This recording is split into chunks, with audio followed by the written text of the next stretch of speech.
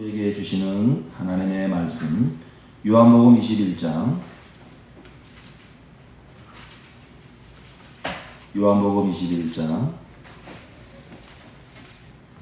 15절로 19절까지의 말씀 우리 함께 봉독하십니다. 그들이 아침을 먹은 뒤에 예수께서 시몬 베드로에게 물으셨다.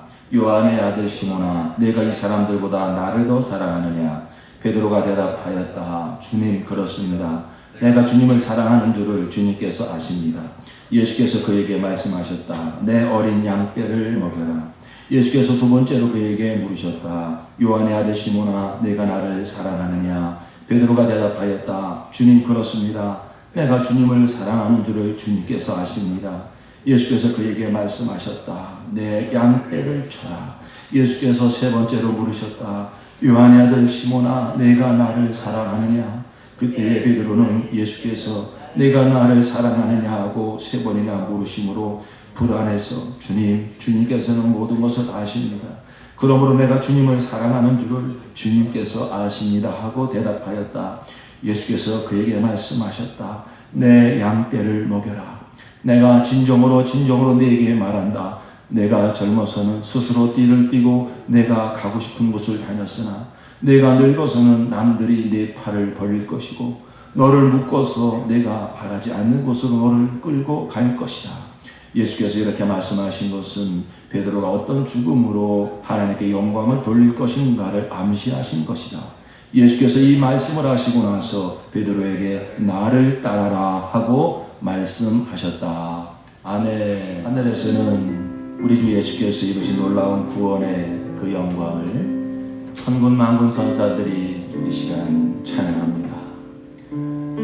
이 땅에서는 그 피값으로 거듭난 하나님의 자녀, 예수와 함께 그 하늘 나가는 상속받을 우리 자녀들이 날 구원하신 주의 은혜의 영광을 이 시간 찬양드립니다.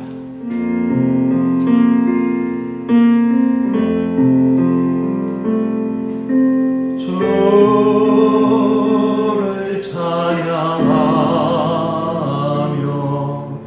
나 이제 고백하는 말 주를 사랑합니다. 나의 모든 것 대신 주님께 주를 찬양하며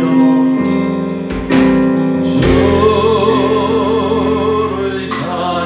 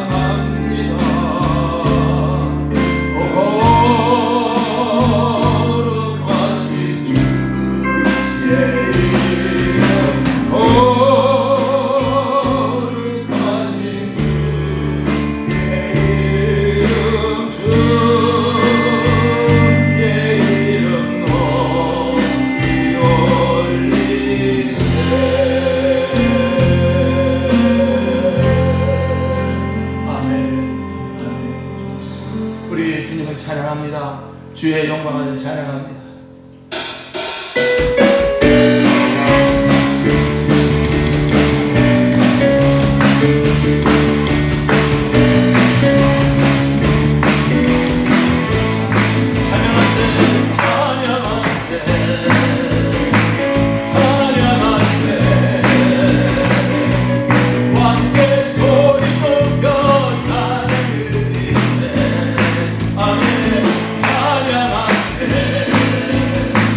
찬양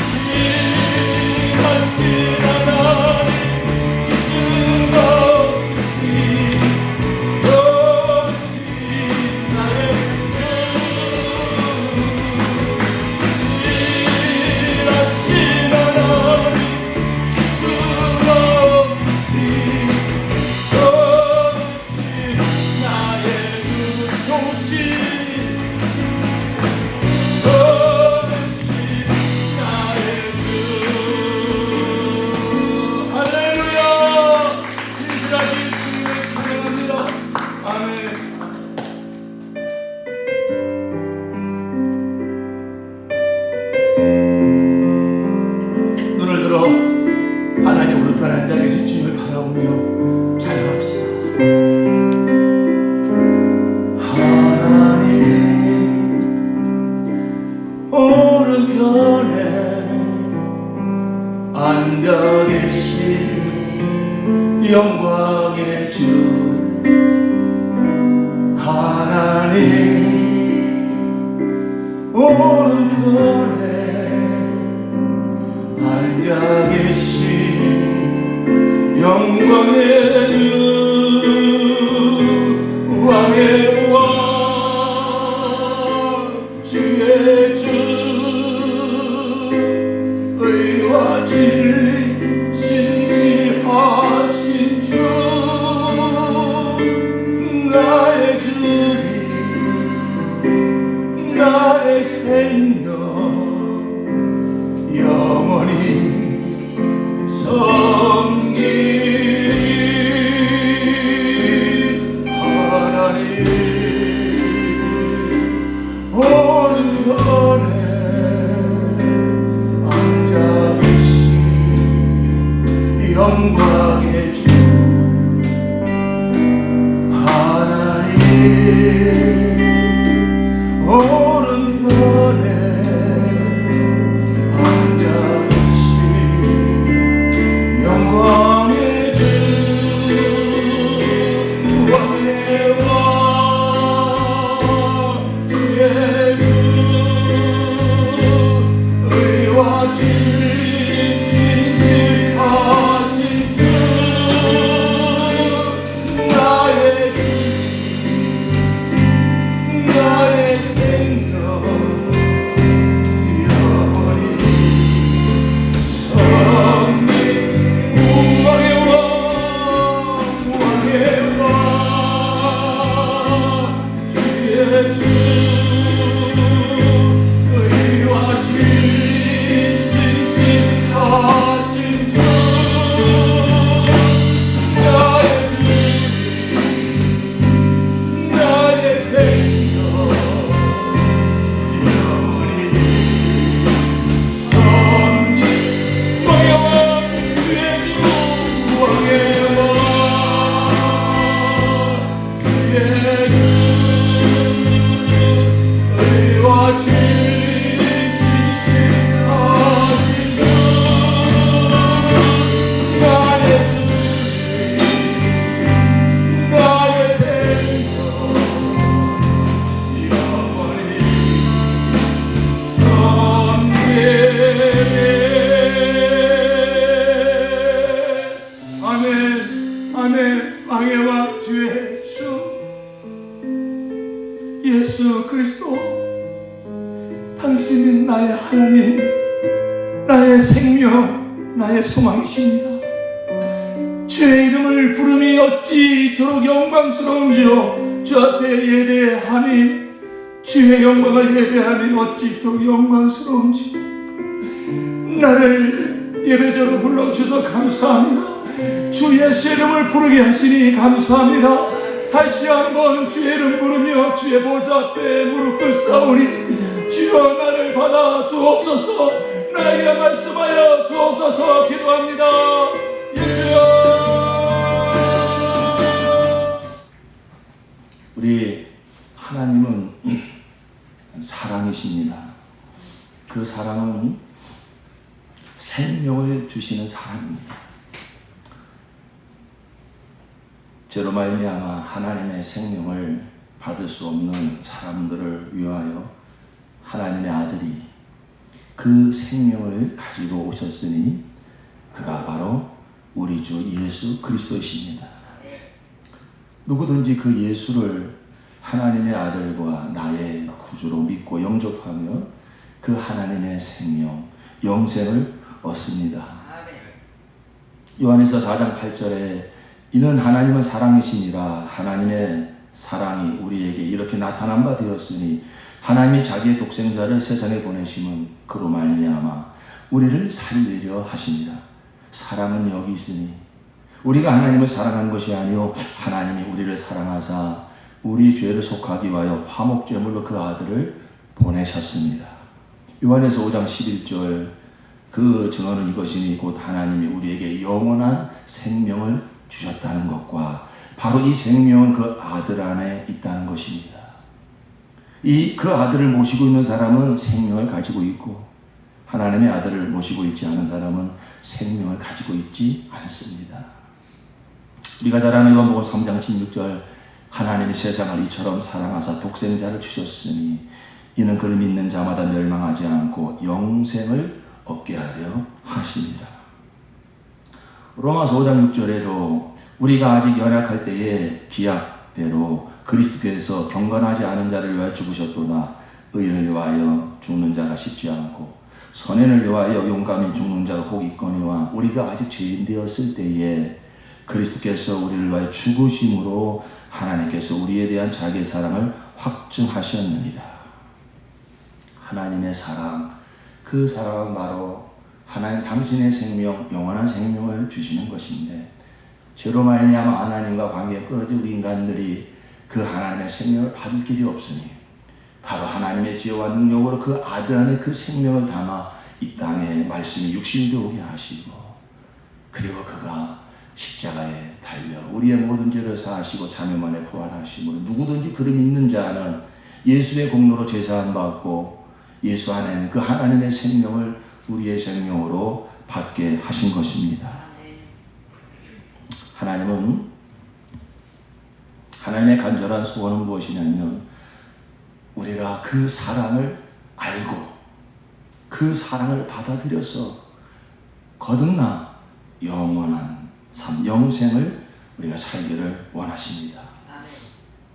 우리는 그 하나님의 마음을 알아야 됩니다. 하나님 우리에게 주시고자 하실 것이 뭔가? 그런데 이 세상은 사탄과 그의 속은 첫사람 아담의 범죄로 말미암아 사람들의 모든 가치관의 모든 소망이 다 왜곡되어 있습니다. 진짜 중요한 걸 몰라요. 진짜 중요한 건 뭐냐면 사람을 만드신 하나님께서 우리에게 정말 주시기 원하시는 것, 그게 진짜 중요한 거잖아요. 그게 바로 뭐죠? 하나님의 생명입니다. 그것이 하나님의 간절한 사랑, 하나님의 마음입니다. 그런데 이 죄로 오염된 이 세상은 이 진짜를 몰라보고 가짜가 진짜 행세를 하고 있어요. 영적 원리를 우리가 한번 생각해 볼까요? 범죄자 아담과 하와는 하나님과 늘 사랑의 관계를 맺으면서 부족할 것이 없고 두려울 것이 없었어요. 참된 행복과 평강을 누리며 살고 있었어요. 그런데 어느 날 사탄이 뱀으로 들어와서 하나님의 깜짝말라고 한 선악과를 다시 한번 쳐다보게 만듭니다. 그 순간 그 마음에 마귀가 가져다 준 의심과 하나님에 대한 뭔가 오해의 마음이 쑥 들어옵니다. 그러니까 그 선악과가 어떻게 보이냐면 먹음직하고 보암직하고 지혜롭게 할 만큼 탐스럽게 보입니다. 진짜 중요한 건 선악과가 아니에요. 하나님의 사랑인데 이것을 마귀가 딱 눈을 가려서 의심하게 만들고 못 보게 만드니까 무엇이 중요하게 보이느냐, 무엇이 진짜 내 인생을 행복하게 해줄 것처럼 보이느냐, 세상에 먹고 입고 마시는 것, 부귀 영화 권세 이런 것들, 그 선악과가 먹음직스럽고 보암직스럽고 지혜롭게 하는 것, 탐스럽게 보였다는 것은 세상을 말하는 겁니다. 이걸 요한일서 2장 15절에 이렇게 말하고 있습니다. 이 세상이나 세상에 있는 것들을 사랑하지 말라. 누구든지 세상을 사랑하면 아버지의 사랑이 그 안에 있지 아니하니. 이는 세상에 있는 모든 것이 육신의 정욕과 안목의 정욕과 이생의 자랑이니 다 아버지께로부터 온 것이 아니요 세상으로부터 온 것이다.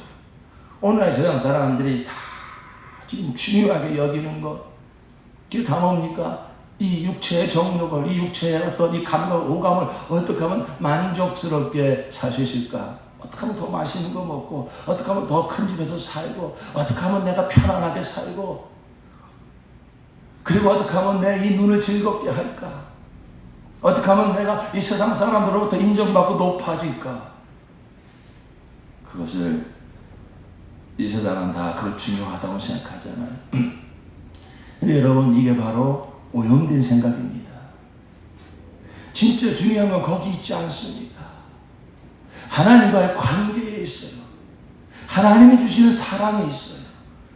그런데 죄로 말미암아 이것이 끊어지니까 그러한 세상 것에 이건 하나님께로부터 온 것이 아니요 세상으로부터 온 것이다. 그것을 증명할 수 있는 게 무엇이냐면은 그러한 육체의 정욕과 안목의 정욕과 이생의 자랑을 아무리 내가 가진들 거기에 참된 만족이 없죠. 사람은 영적 존재고 하나님과 관계 맺을 때 참된 행복과 평화를 누릴 수 있는 존재이기 때문에 이게 진짜 중요한 건데 이걸 모르고 세상 것을 아무리 뒤지고 그것으로 채운다 할지라도 거기에 참된 만족이 있을 수가 없습니다.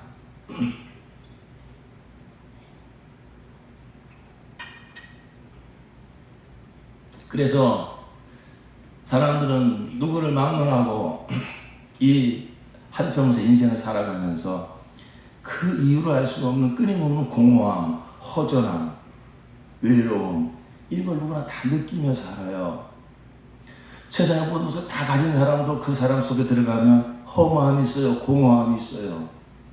왜 그럴까요? 그게 바로 지금 속으로 살고 있다는 거예요. 진짜 중요한 것, 하나님과의 관계, 하나님의 생명, 하나님의 사랑받고 그 안에 있어야 이게 사람은 평안한 건데 하나님을 떠난 이 세상은 절대 그 영혼을 세상 것이 채울 수가 없어요. 그래서 외로운 거예요. 그래서 공허한 거예요. 그런데 어찌 보면 이것이 하나님의 마음일 수 있어요.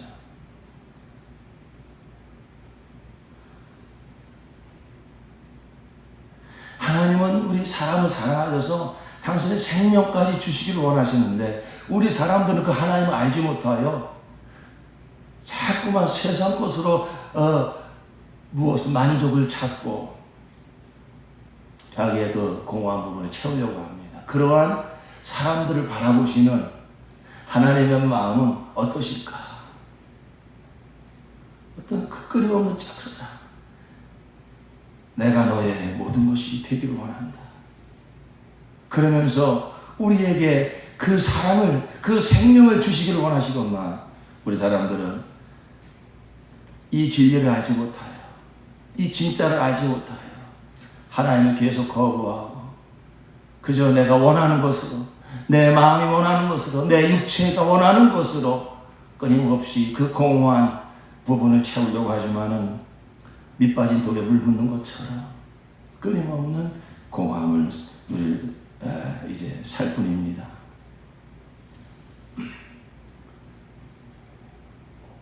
이러한 세상을 하나님은 포기하지 않으시고 사랑하셔서 독생자까지 내어주셨습니다. 하나님께서 우리에게 원하시는 건 뭐냐면 하나님이 능력이 없으셔서 이 세상의 모든 부귀영화 다 가져다 주지 못하겠습니까? 그런데 하나님이 정말 우리에게 주시기를 원하시는 건 뭐냐면은 당신이 그 생명을 주기를 원하시는 거예요. 그래서 우리가 영생하기를 원하는 거예요. 그게 하나님의 마음이에요. 자, 예수께서 오신 것은 그 하나님의 생명으로 오신 거죠. 하나님의 그 사랑을 가지고 오신 거죠. 근데 여러분 이런 생각 해보셨어요? 왜 예수님이 오셔서 우리를 구원하시고 오셔서 십자가에 피려 죽으신 건 알겠는데 이왕이면은 저 석가모니처럼 왕궁에 태어나신다든지 아주 예루살렘 무슨 도시에서 좀 자라신다든지 이러시다가 십자가에 달리실 수 있는데 왜 하필 예수님이 그렇게 초라한 모습으로 오셨을까? 왜 그렇게 나사렛이라는 촌동네에서 사셔가지고 거기서 무슨 선한 것이 날 수 있겠냐고 그렇게 무시를 받으셨을까? 그런 생각 해보셨어요? 예수님이 왜 이렇게 이 땅에 오셔서 우리를 구원하러 오셨을 때에 왜 이렇게 초라한 행색을 하고 오시고 왜 그렇게 초라한 길을 걸어가셨을까? 이사야 53장 1절에 보면은 우리가 들은 것을 누가 믿었느냐? 주님의 능력이 누구에게 나타났느냐? 그는 주님 앞에서 마치 연한 순과 같이 마른 땅에서 나온 싹과 같이 자라서 그에게는 고운 모양도 없고 훌륭한 풍채도 없으니 우리가 보기에 흠모할 만한 아름다운 모습이 없다. 예수님을 이렇게 그림으로 그려놓은 거 보면 아주 멋있게 그려놨죠. 그거 진짜 예수님 모습 아닙니다.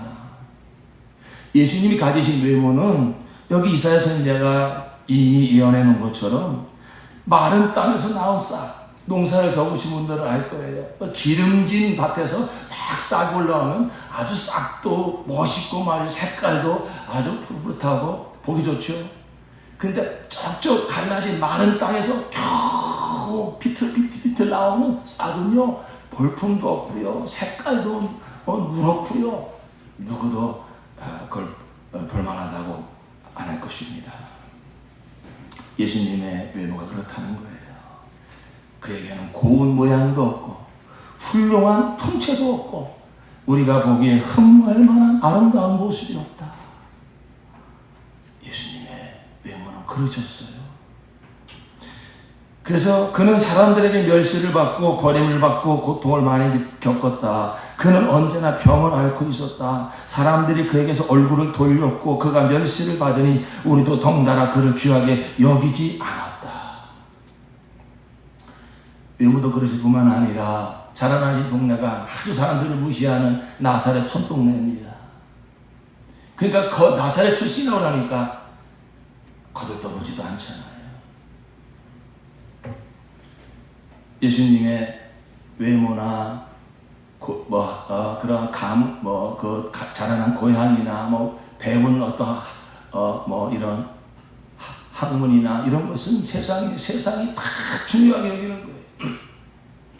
세상이 중요하게 여기는 건 어디 출신이냐, 어느 대학 나왔느냐, 얼마나 멋있게 생겼느냐, 얼마나 돈을 많이 가지고 있느냐, 얼마나 그 주위에 쨍쨍한 지인들이 많이 있는가, 이런 걸 자랑하잖아요. 그런 걸 중요하게 여기잖아요. 예수님은 그런 것이 하나도 없었다는 거예요.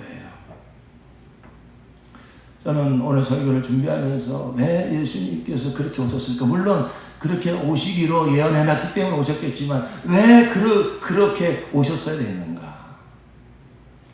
사람들이 죄로 말하며 오염됐다고 그랬잖아요. 먹음직, 보암직, 탐스럽고 육체의 정욕, 안목의 정욕, 이생의 자랑, 전부 이게 중요한 줄 알아요.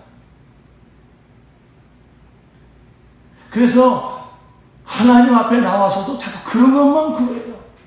하나님의 진짜 속마음은 먹고 있고 마시는 것, 잠깐 너희들 육체 즐겁게 해주는 것, 이따가 사라져버릴 것, 썩어져 버릴 것, 결국 멸망으로 치달을 것, 그게 아니다.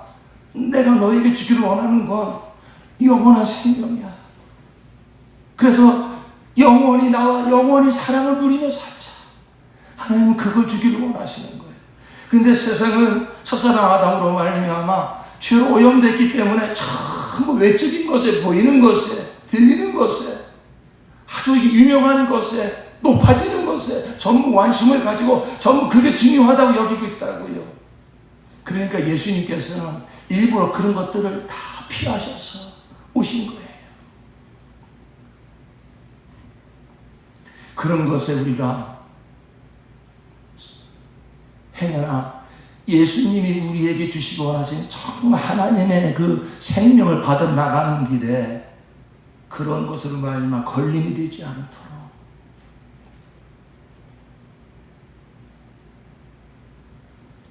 마치 억만장자가 신부감을 구하기 위해서 초라한 옷을 입고 노숙자처럼 이 땅에 오신 거예요. 그래서 처음에는 실망할 수도 있어요.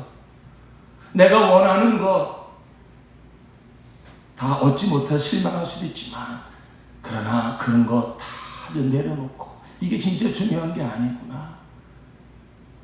그래서 예수님이 가지고 오신 그 하나님의 생명, 그 영원한 생명을 우리가 받아들일 수 있도록 그래서 정말 예수님을 사랑하는 사람이 되게 하시려고 주님은 그렇게 초라한 길을 따라오신 것입니다. 그래서 주님이 찾으신 한 사람은 누구냐면 이 사랑을 알아서 내가 너에게 주고자 하는 것은 이 심장이다. 내 살을 준다. 내 피를 준다. 그래서 내가 영원한 생명을 너에게 주길 바란다. 여기에 눈이 열려져서 이게 진짜구나. 이게 진짜 하나님의 사랑이구나. 여기에 모든 것이 다 있는데 내가 헛된 곳에서 내가 방황하고 있었구나. 나 같은 죄인을 하나님이 이토록 사랑하시군요. 그래서 하나님의 그 진짜 사랑을 알아서 이제 정말로 주님만 사랑하는 한 사람, 그 한 사람 주님이 얻기를 원하셨어. 주님은 이토록 놀라운 사랑을 우리에게 베푸신 것입니다.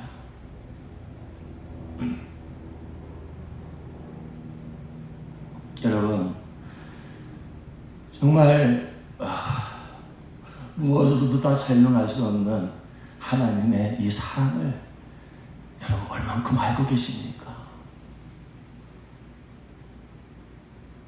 누가 여러분에게 여러분 당신 하나님 압니까? 예수님 압니까? 예, 알아요.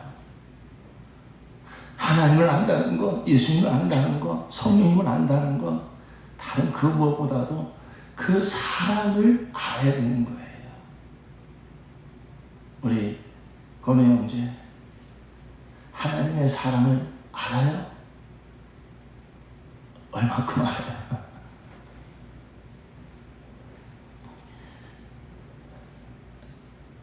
하나님을 안다는 것, 하나님의 그 사랑을 알아야 되는 거예요. 한번 생각해 봅시다. 우리 사람들이 하나님이 사랑하실 만한 존재들이 아니잖아요. 하나님을 떠났어요. 하나님을 욕보였어요. 하나님이 어디 있냐고, 이 모든 건 저절로 된 거지. 내 인생 내 거야. 내가 하고 싶은 대로 사는 거지. 하나님의 영광을 위해서 존재할 우리 인생들이 얼마나 하나님을 등지고 하나님을 욕보는지 모릅니다. 그러나 하나님은 그런 세상을 사랑하신다고요. 그런 죄인들을 사랑하신다고요. 이러한 하나님 아버지의 사랑을 예수님께서 누가복음 15장에 보니까 탕자의 비유를 통해서 설명해 주고 계십니다. 탕자는 아버지를 떠났어요. 하나님을 떠난 세상을 상징하고 있는 것이죠. 여러분, 탕자가 돌아왔을 때 아버지는 그 탕자를 어떻게 맞이합니까? 탕자는 천천히 풀이 죽어서 창피하여 고개도 못 들고 돌아오고 있습니다만은 아버지는 멀리서 벌써 그를 알아봅니다. 그리고 그저 탕자가 한 걸음 걸을 때 그 아버지는 10걸음 달려갔을 거예요. 그래서 그 냄새나는 아들을 그냥 와라 끌어안고 목을 끌어안고 그는 일어나서 아버지에게로 갔다. 그가 아직도 먼 거리에 있는데 그의 아버지가 그를 보고 측은히 여겨서 달려가 그의 목을 껴안고 입을 맞추었다. 이게 하나님 아버지 마음이라는 거예요.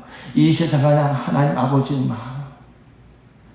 그 탕자가 아버지를 떠나는 날 아버지를 오해합니다. 맨날 일만 시켜 먹고 나한테 뭐 제대로 해준 것도 없고 그냥 자신의 재산을 지키려고 나를 그냥 이용해나 먹고 막 이런 생각까지 들었을 거예요.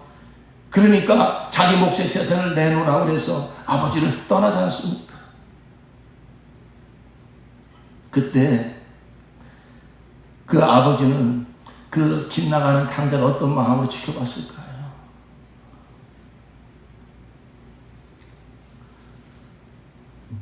아버지를 오해하고 아버지 마음을 알지 못해서 떠나가는 아들이지만 그럼에도 불구하고 그 아들을 향한 아버지의 마음은 변함이 없는 거예요.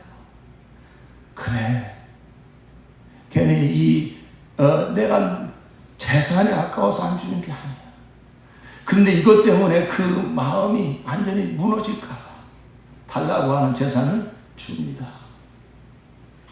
이스라엘 백성이 하나님이 나는 너의 왕이다, 너는 내 백성이다, 이 관계를 하나님께서 그토록 원하시건만 이 백성들은 하나님을 그 마음을 모르고 우리도 더 다른 부족들처럼 우리도 왕을 세워달라고 합니다.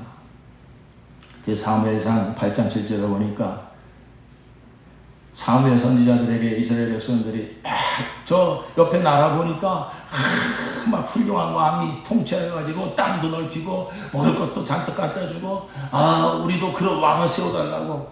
사무엘이 너무나 마음이 아파가지고 하나님께 나아가실 때 하나님께서 사무엘에게 뭐라고 말씀하시죠? 주님께서 사무엘에게 말씀하셨다. 백성이 너에게 한 말을 다 들어주어라. 그들이 너를 버린 것이 아니라 나를 버려서 자기들의 왕이 되지 못하게 한 것이다. 그들은 내가 이집트에서 데리고 올라온 날부터 오늘까지 하는 일마다 그렇게 하여 나를 버리고 다른 신들을 섬기더니 너에게도 그렇게 하고 있다. 여러분, 이 성경을 읽으실 때에 하나님의 이 심정을 우리가 느낄 수 있기를 바라요.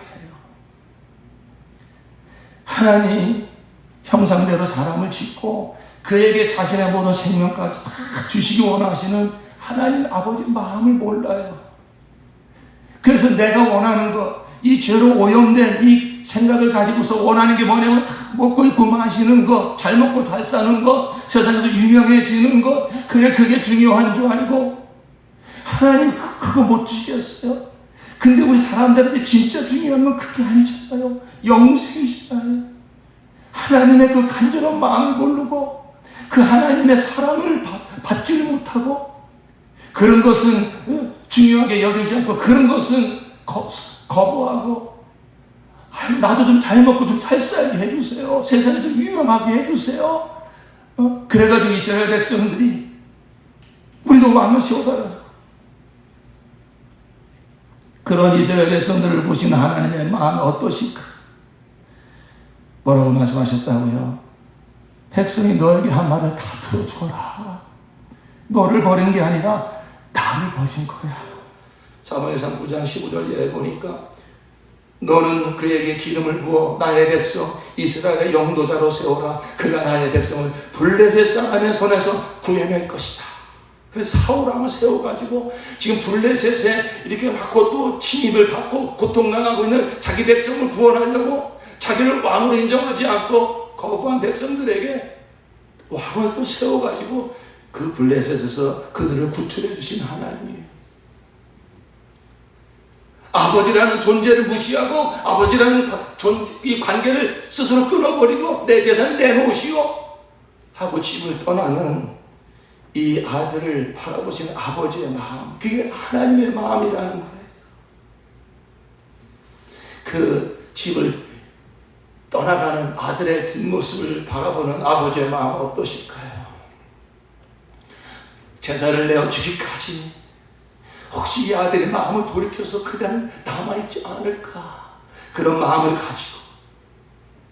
그러나 이 아들은 아버지의 마음을 알지 못하고 자기 몫을 챙겨서 이제 막 집을 떠나갑니다.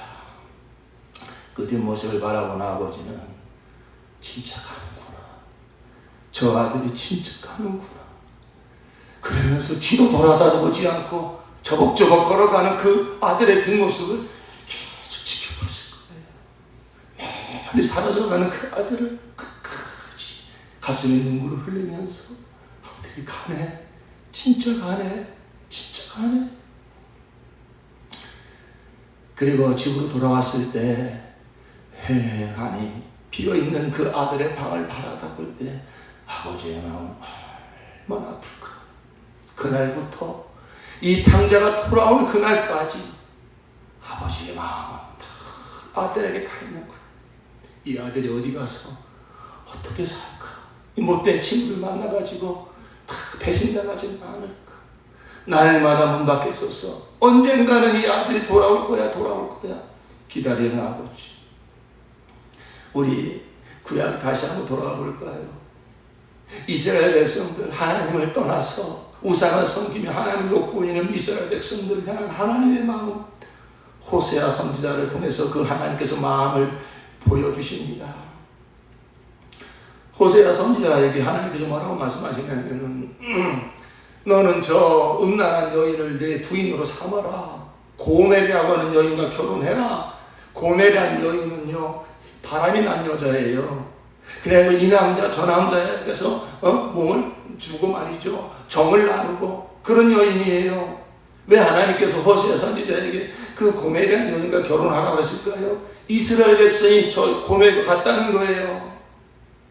하나님 한 분만으로 만족하지 못하고 자기가 원하는 거 하나님께서 들어주지 않는다고 틈만 나면 죄로 오염된 생각을 가지고 어떻게 하면 잘 먹고 잘 살까, 그런 신 없나, 그렇게 영적으로 음란한 이스라엘 백성들. 호세아 1장 2절에 주님께서 처음으로 호세아를 시켜 이스라엘 사람들에게 말씀하실 때에 주님께서는 호세아에게 다음과 같이 말씀하셨다. 너는 가서 음란한 여인과 결혼하여 음란한 자식들을 낳아라. 이 나라가 주를 버리고 떠나서 음란하게 살고 있기 때문이다. 하나님의 마음은, 이스라엘 백성의 하나님의 마음은 뭐냐면은 2장 19절에 이렇게 나와 있습니다. 그때 내가 너를 영원히 아내로 맞아들이고 너에게 정의와 공평으로 대하고 너에게 변함없는 사랑과 긍휼을 보여주고 너를 아내로 삼겠다. 이게 하나님 마음이에요. 그래서 호세아 선지자에게 그 하나님의 마음을 알려주려고 그 고멜과 결혼하라고 한 거예요. 이 고멜이라는 여인은 잠시 동안 이 호세아와 잘 사는 것 같더니 금세 또 실증이 나가지고 다른 남자 품에 안겨 또 살고 있습니다. 하나님이 뭐라고 그러십니까? 가서 내 아내를 다시 데리고 와라. 주님께서 나에게 또 말씀하셨다. 3장 1절에 너는 다시 가서 다른 남자의 사랑을 받고 음녀가 된 그 여인을 사랑하여라. 누구 마음이죠? 하나님의 마음이에요. 여러분, 우리가 하나님을 믿는다고 하는 것은 이 하나님의 마음을 알아야 되는 거예요. 이 성경에 절절히 흘러오고 있는 당신을 등진, 당신을 떠난 이 세상을 향한, 이 죄인들을 향한 그 하나님의 이 절절한 사랑, 정말로 너에게 중요한 건 먹고 입고 마시는 게 아니야. 내 사랑이야. 내 사랑은 내 생명을 주는 거야. 이걸 알지 못하고 계속해서 하나님을 떠나는 이 세상을 하나님은 이토록 사랑하신다고요. 하나님의 마음을 호세아 11장 7절에 이렇게 말합니다. 내 백성이 끝끝내 나를 배반하고 바알을 불러 호소하지만 그가 그들을 일으켜 세우지 못할 것이다. 에브라임아, 내가 어찌 너를 버리겠느냐. 이스라엘아, 내가 어찌 너를 원수의 손에 넘기겠느냐. 내가 어찌 너를 아드마처럼 버리며 내가 어찌 너를 스부임처럼 만들겠느냐. 너를 버리려고 하여도 나의 마음이 허락하지 않는구나. 너를 불쌍히 여기는 애정이 나의 속에서 불길처럼 강하게 치솟아 오르는구나. 사랑하는 성도 여러분, 지금도 이스라엘 바라보시는 하나님의 마음을 여러분 아십니까? 하나님의 사랑받고 구원받았다고 하는 오늘날 하나님의 백성도 오늘날 교회의 모습을 보시는 하나님의 심정이 어떤지 아십니까?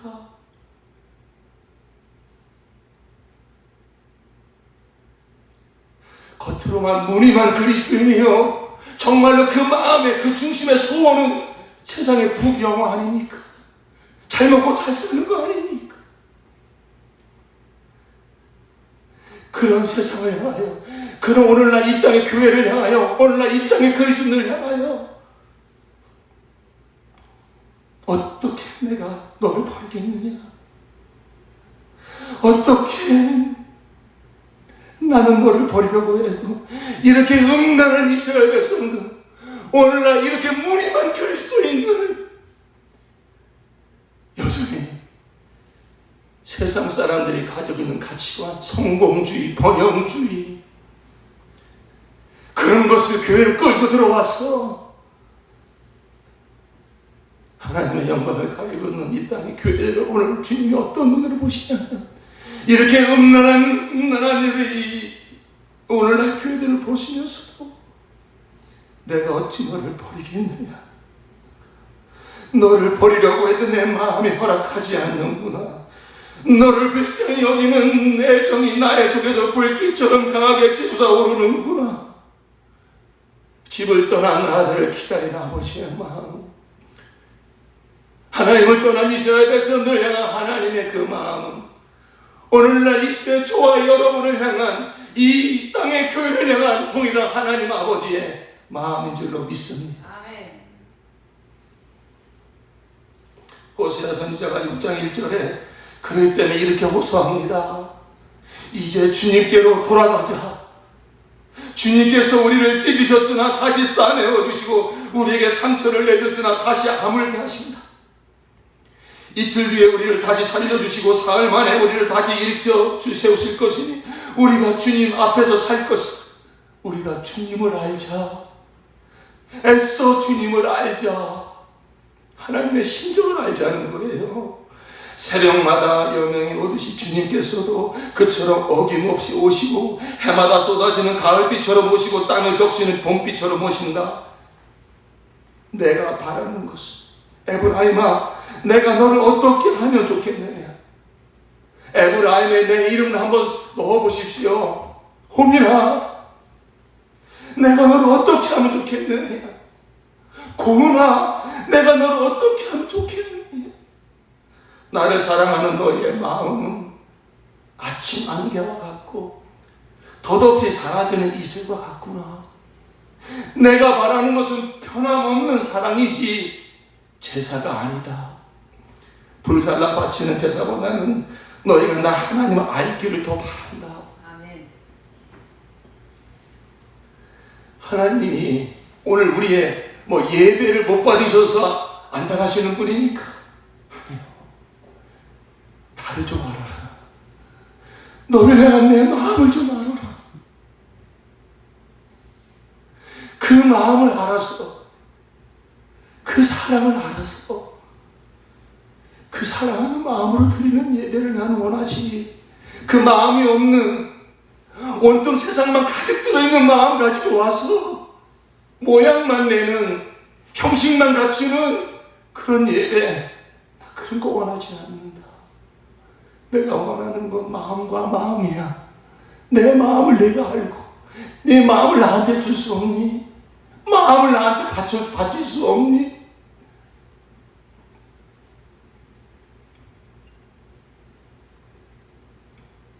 우리가 이러한 하나님의 마음을 알지 못하고 하나님의 이 사랑을 알지 못하고 썩어 없어진 세상 것을 향하여 내가 원하는 대로 내 소원대로 살아가는 우리의 삶이, 우리는 당연한 것처럼 생각하고 살지 모르지만 나를 창세자 예수 그리스도로 택정하시고 독생자까지 내주신 하나님 아버지의 마음을 얼마나 갈기갈기 찢어놓는 것인지 우리는 알아야 됩니다. 아멘. 우리 마음에 예수님을 모시지 않고 여전히 사람이 들어와 있고 세상 영광이 들어와 있고 그것을 쫓아서 그것을 얻으려고 살아가는 우리의 삶을 우리 주님은 다 보고 계시지 않아요. 그러면서 주님이 뭐라고 말씀하신다고요? 그래도 나는 너를 버릴 수가 없어. 아멘. 언젠가 내 마음을 알겠지. 내 목숨까지 내놓은 내 마음을 언젠가 알고 돌아오겠지. 이것이 주님의 마음이에요. 아멘. 이런 세상을 향하여 이런 죄인들이 하나님을 떠나 오염된 세상 썩어 없어질 영광으로 가득 마음을 채우고 살아가는 이 죄인들이 언젠가 깨닫고 이 세상 것에 영광이 없구나. 돌아올 수 있는 길을 하나님께서 창세기부터 마련해 놓으셨습니다. 아멘. 죄인들이 돌아올 수 있는 길, 그게 바로 무엇입니까? 피의 제사죠. 그래서 범죄한 인간들이 하나님께 돌아올 수 있도록 항상 피의 제사를 드리면서 하나님께 돌아오게 하셨어요. 거기에 바로 하나님 아버지의 마음이 있는 겁니다. 하나님께서는 벌써 이 죄인들의 죄값을 대신하여 희생되는 제물 아들을 보내실 뜻을 가지셨고, 그 예수의 공로로 말미암아 다시 하나님께 돌아와 하나님과 관계를 맺고 영생할 수 있는 길을 이미 하나님이 계획하셨어요. 그래서 하나님께서는 그런 마음을 믿음의 사람들에게 이렇게 깨닫게 해 주셨습니다. 창세기 22장에 보면 아브라함을 통하여서 하나님께서 그 이제 독생자가 예수께서 오셔서 우리를 위한 대속물이 되어 줄 것을 이렇게 하나의 그림자처럼 경험시켜 주십니다. 그래서 아브라함이 아들 이삭을 데리고 모리아 산으로 가서 그를 제물로 바치려고 할 때에 하나님께서 멈추게 하시고, 그리고 이제 그 옆에 있는 양을 대신 제물로 바치게 하셨어요. 그때 아브라함에게는 하나님께서 그 아버지 당신의 마음을 경험시켜 주신 것입니다. 100살에 아들을 얻을 수 없는 나이에 이삭을 얻었을 때에도 아주 기뻐했습니다. 이건 단순한 기쁨이 아니라 이 씨를 통해서 메시아가 오는구나, 그 기쁨을 누리게 하셨어요. 그래서 요한복음 8장 56절에 보면 예수님께서 너희의 조상 아브라함은 나를 보리라고 기대하며 즐거워하였고 마침내 보고 기뻐하였다 그랬어요. 그러니까 100살의 아들 이삭을 보는 순간에 거기서 예수를 본 거죠. 메시아를 본 거죠. 뿐만 아니라 그 아들 이삭이 이제 한 청소년 16살쯤 그 정도 됐을 때에 제물로 바쳐라 그랬을 때에 바로 그를 대신하여 또 양을 이렇게 마련하신 그 하나님의 섭리를 보면서 메시아가 와서 이런 정말로 피의 제물로 우리를 구원할 것을 아브라함은 그때 미리 내다본 거예요. 그때에 아브라함은 그 아버지의 심정을 느꼈을 거라고요. 3일 동안 그 아들 이삭을 모리아산 데리고 가면서 아들을 제물로 바쳐야 되는 그 마음, 그게 바로 아버지의 마음이었습니다. 하나님은 이스라엘 백성들에게 계속 제사를 드리게 하면서 예루살렘 성전에 와서 제사를 드리게 하면서 출애굽기 25장 20절에 보니까 내가 거기서 너를 만나겠다. 바로 그 지성소에 짐승의 피를 흘릴 때에 하나님께서 거기서 너희를 만나주겠다. 이것이 구약의 역사입니다. 자, 이러한 역사를 깔고 드디어 예수님이 오셨어요. 그때에 그 예수님을 보고 침례 요한은 뭐라고 말합니까? 보라, 세상 죄를 지고 가는 하나님의 어린 양이로다. 바로 하나님의 사랑이 나타난 거예요. 우리에게 영원한 생명을 주시고자 하는 하나님의 사랑이 그 아들로 말미암아 나타난 것입니다.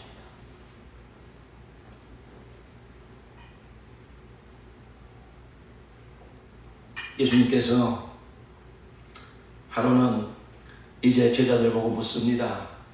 사람들이 나를 보고 뭐라고 그러더냐. 그러니까 엘리야라고 합디다, 누구라고 합디다. 그러면서 훌륭한 사람이라고 말합니다. 너희는 나를 누구라고 하느냐. 그때 시몬 베드로가 뭐라고 그랬죠? 주는 그리스도시요 살아계신 하나님의 아들이십니다. 우리 한번 따라해 봅시다. 주는 그리스도시요 살아계신 하나님의 아들이십니다. 그때 예수님께서 너무 기뻐하셨어요. 왜?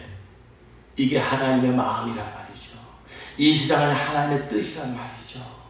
독생자를 주어 바로 영원한 생명을 주시고자 하신 아버지의 뜻, 아버지의 마음, 그걸 고백한 거예요. 베드로가 물론 이렇게 그의 어떤 온전한 믿음으로 한 건 아니고 또 성령의 감동함에 있어서 한 거지만 어쨌든 주는 그리스도시요 살아계신 하나님의 아들입니다.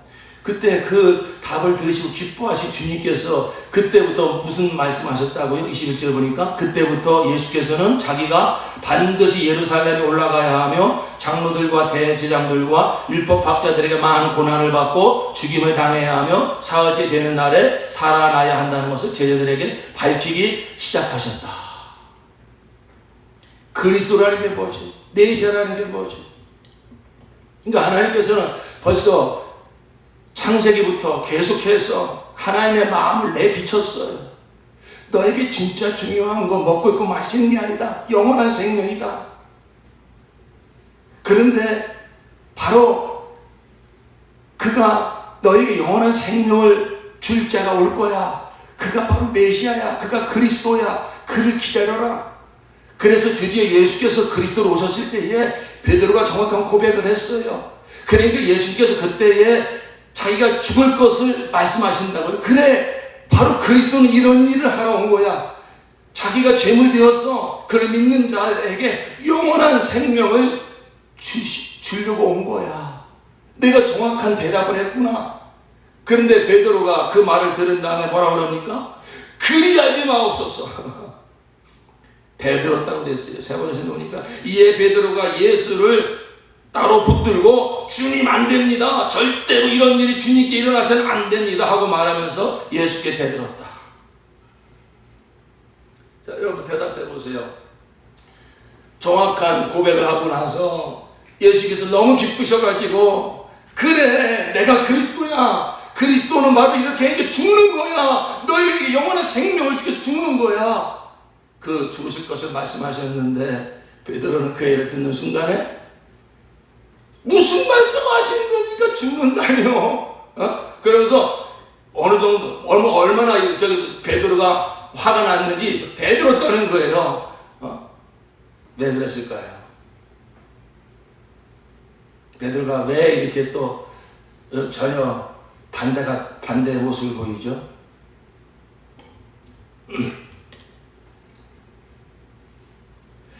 베드로는 그 예수님을 보면서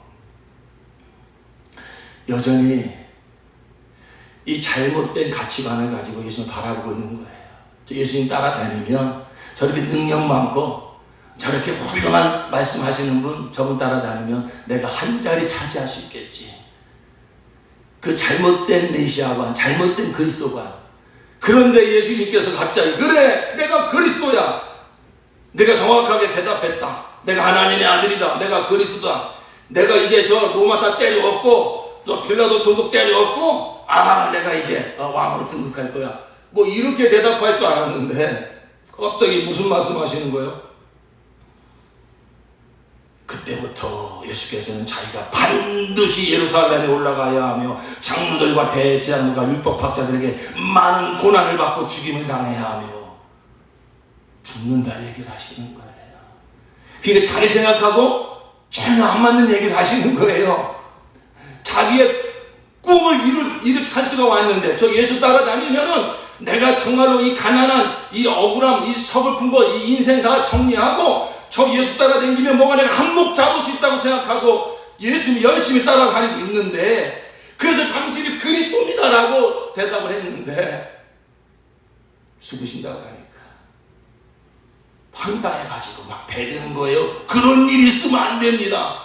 주님을 정말로 사랑해서 한다기보다는 자기 꿈이 이루어지지 않는다는 거. 당신 죽으면 난 어떻게 됩니까?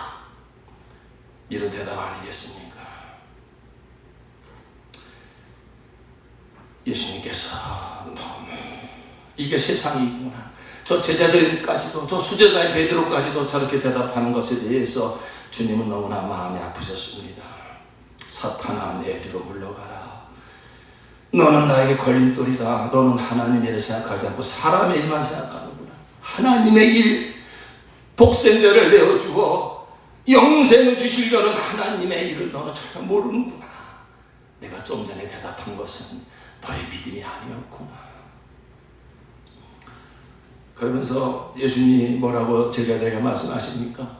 누구든지 나를 따라오려거든 자기를 부인하고 제 십자가를 지고 나를 따라오너라.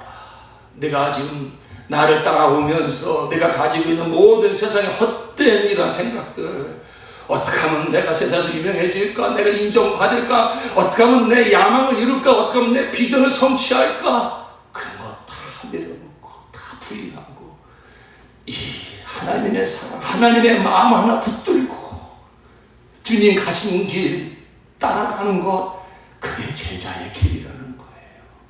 진정한 제자가 되려면, 진정 주님이 원하시는 삶을 살려면 죄로 말미암아 우리 오염된 모든 이 세상의 생각들, 헛된 생각들을 다 내려놔야 됩니다. 오늘날 우리가 예수님을 믿는다고 하면서도, 신앙생활 한다고 하면서도 흔히 내가 인정받기를 원하고 내가 높아지기를 원하고 뭔가 세상에서 유명해지기를 원하는 거, 그거 다 내려놔야 돼요. 예수님이 공생애를 사시는 동안에 수많은 사람들이 와서 병고침도 받고 문제 해결도 받았습니다. 그리고 많은 사람들이 그냥 떠나갔어요. 여러분, 그때 주님은 마음이 매우 아프셨을 거예요. 나는 문제 해결사로 온 게 아닌데, 먹고 있고 마시는 거 이거 주려고 온 게 아닌데, 이 문제 해결 받으니까 나를 다 떠나가는구나. 그래, 평안히 가라. 평안히 가라. 언젠가 정말 내가 너에게 주려고 하는 것은 먹고 있고 마시는 건 아니고 세상에서 유명해지는 거, 병고침 받는 이런 정도가 아니라 내 심장을 열어 영원한 생명을 주려고 하는 것, 이게 진짜라고 하는 것을 언젠가 알겠지. 주님은 요한복음 6장에 보니까 수많은 군중들이 모여 오병이의 이적을 경험한 자들이 예수님을 막 높여 추앙할 때, 그때 예수님께서는 내 살을 받아 먹어라, 내 피를 받아 마셔라 말씀하십니다. 그러자 많은 사람들이 도대체 이게 또 무슨 소리냐, 내가 원하는 얘기를 안 하시니까, 영생에 대한 말씀은 진짜인데, 이게 진짜인데 그러한 진리를 말씀하시니까 모든 많은 사람들이 다 무슨 얘기인지 어렵다, 다 떠나갑니다. 그때 예수님께서 제자들에게, 예수께서 12제자에게 물으셨다. 너희까지도 떠나가려 하느냐. 주님의 마음이 느껴지십니까? 하나님 아버지의 마음이 느껴지십니까? 하나님 원하시는 것, 독생자까지 내어주어 우리에게 영원한 생명 주시려고 하는 이 하나님의 사랑을 우리가 알기를 원하는 거예요. 그때 베드로는 또 뭐라고 대답하냐면, 시몬 베드로가 대답하되 주여 영생의 말씀이 주께 있사오니 우리가 누구에게로 가오리까. 그러니까 베드로는 이렇게 살짝 알기는 아는 것 같은데 진짜 이제 확실한 걸 좀 모르는 것 같아요. 우리가 누구에게 갑니까? 근데 결국 베드로가 어떻게 되죠? 결국 그가 목숨이 위태로울 때 예수님이 말씀하신 건 3번씩이나 예수님을 부인합니다. 예수님을 저주까지 하면서 부인했습니다. 나중에 부활하신 예수님을 만나고 나서 자신의 모습이 부끄러우니까 어떡합니까? 낙향합니다. 낙심합니다. 그래서 다시 나 같은 놈이 무슨 예수님의 수제자냐. 그래서 다시 고기 잡고 있습니다. 그때 예수님께서 그 베드로를 다시 찾아오셨습니다. 예수님이 수많은 무리들이 와서 문제 해결받고 그냥 떠나가는 많은 사람들이 있었습니다만은 12제자를 향하여서는, 특히 그 중에 베드로, 야고보, 요한 3제자를 향해서는 예수님이 가끔 속마음을 내비치셨어요. 그러면서 무리들이 알아듣지 못하는 이야기도 나중에 제자들한테 풀어서 비유에 대한 말씀도 해주시고요. 또 특히 베드로와 야고보, 요한 같은 경우도 갑니까? 따로 불러서 그들과 함께 또 변화산에도 올라가시고, 또 이제 어떡합니까? 그들에게 나와 함께 기도 좀 하자. 내 마음에 심히 고민을 죽게 되었다. 그럼 주님 당신의 속마음을 이렇게 내비치셨다고요.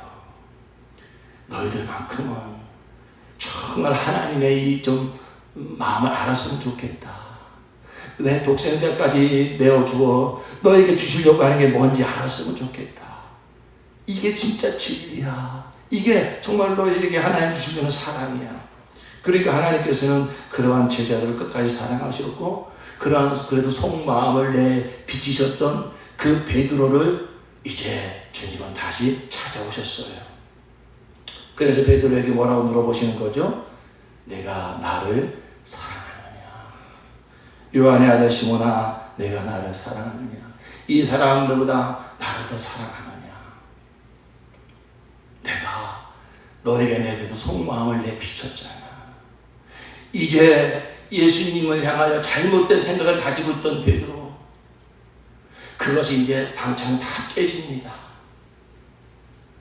그리고 정말로 하나님이 우리에게 주시려고 하는 것이 바로 독생자까지 내어주 하나님의 아들이신 저분이 어떻게 십자가에 피 흘려 죽으시고 그리고 부활하셨는가. 정말 우리에게 주시려고 하는 것이 바로 내가 원하는 그런 잘 먹고 잘 사는 것이 아니라 영원한 생명을 주시기를 원하시는 것이구나. 그것을 이제 예수님이 베드로에게 찾아와서 그걸 보여주는 거예요. 이게 너를 향한 나의 사랑이다. 너도 그 사랑을 알고 나를 사랑할 수가 있겠느냐.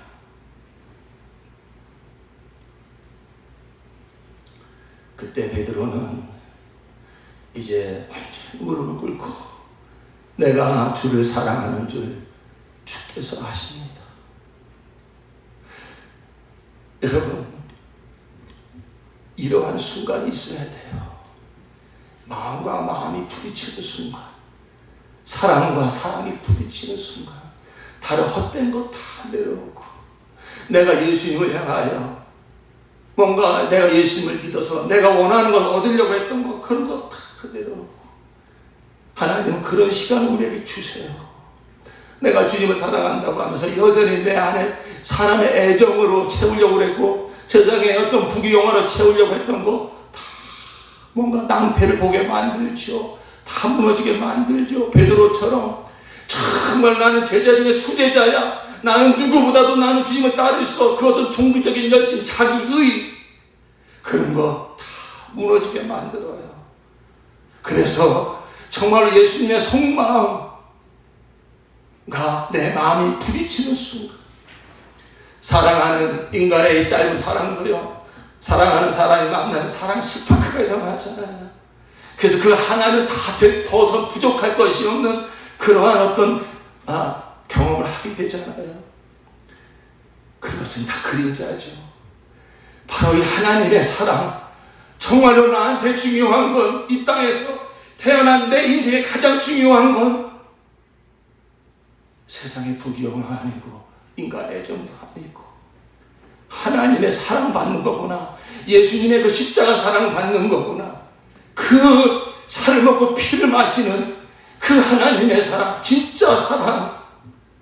내 그저 감정만 잠깐 황홀하게 했다가 사라지는 그런 사랑이 아니라 내 영혼에 영원한 생명을 주는, 그래서 더 이상 외로울 것도 없고 부러울 것도 없고 두려울 것이 없는 하나님의 애지않고 사람을 만드시고 주시고자 했던 그 사랑, 죄로 말미암아 그 사랑을 받을 수 없는 인간들에게 이제 독생자를 보내셔서 내 모든 죄를 감당케 하시고 다시 한번 그 사랑을 받아서 그 생명을 받아서 영생하게 하시는 그 하나님의 사랑과 정말 내 이 죽었던 심령이 부딪히는 그 사랑과 사랑이 만나는 이런 놀라운 은혜가 있어지기를 예수의 이름으로 축원합니다. 우리가 이 생에 태어났으면 반드시 그 사랑을 만나는 지점이 있어야 돼요. 내가 거기서 너를 만나겠다.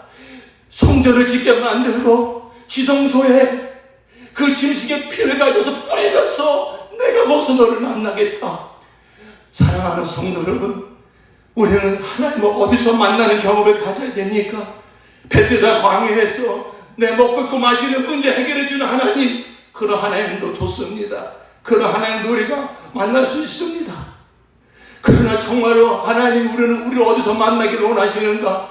지성소 가장 깊은 곳에서 피를 뿌리면서 거기서 만나기를 원하시던 하나님, 바로 우리의 유월절량 독생자 예수를 보내셔서 그를 십자가에 달아 피 흘려 죽게 하시면서 바로 그 피의 사랑, 그 심장을 터뜨려 우리에게 영원한 생명을 주시고 원하는 하나님의 그 사랑, 하나님은 거기서 우리를 만나기를 원하시는 거예요. 이것이 너를 향한 내 사랑이다. 이것이 너에게 내가 정말로 주기를 원하는 선물이다. 그게 뭐요? 독생자를 주는 거요. 심장을 주는 거요. 피와 살을 주는 거요. 우리 영혼이 그 무엇으로 만족할 수 없던 우리의 영혼이, 세상 모든 것을 다 쏟아부어도 만족할 수 없던 우리의 영혼이 그 하나님의 사랑을 만나는 순간, 예수님의 십자가 사랑을 경험하는 순간, 그 하나님의 영원한 사랑, 그 사랑을 내 영혼이 부딪히는 순간에 우리 영혼은 살아나는 거예요. 우리 영혼은 회복되는 거예요. 우리가 정말로 그 사랑을 만날 수 있기를 예수의 이름으로 축원합니다. 우리 한번 기도합시다.